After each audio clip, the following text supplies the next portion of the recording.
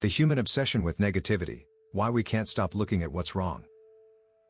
Ever find yourself scrolling through social media after a seemingly perfect day?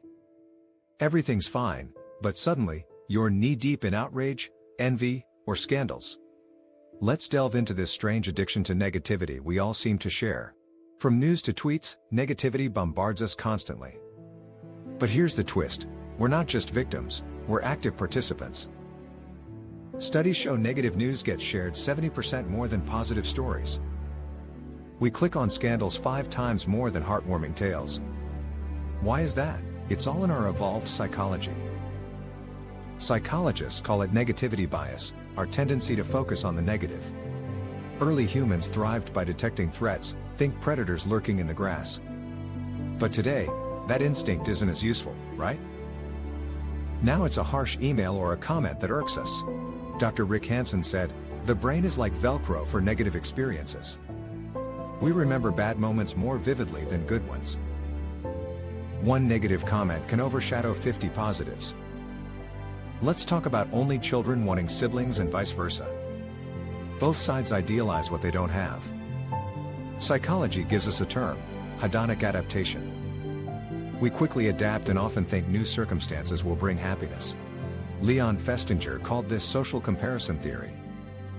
Everyone thinks the grass is greener on the other side. Here comes the social media outrage culture. People wake up looking for someone to be angry at. The thrill comes from identifying moral violations. Dopamine kicks in when we fault others. In small groups, this skill was crucial for survival. But now we're part of vast digital communities.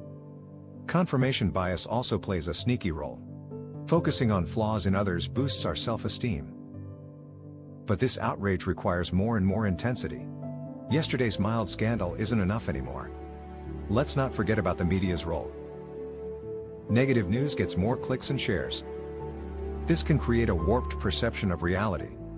If aliens were to observe us through media, they'd think we live in chaos. Steven Pinker argues we've improved on many fronts. Yet, people still believe things are getting worse. Social media algorithms amplify negativity. They hook us in with fear and anger.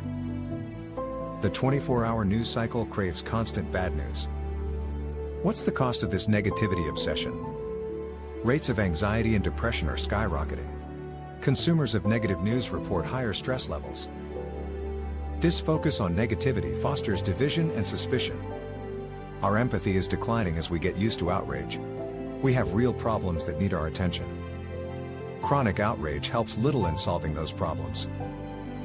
Redirect your focus to what's actually working. Your ancient brain is trying to protect you, but it's time to move on. Focus on growth and the good in the world. It's radical.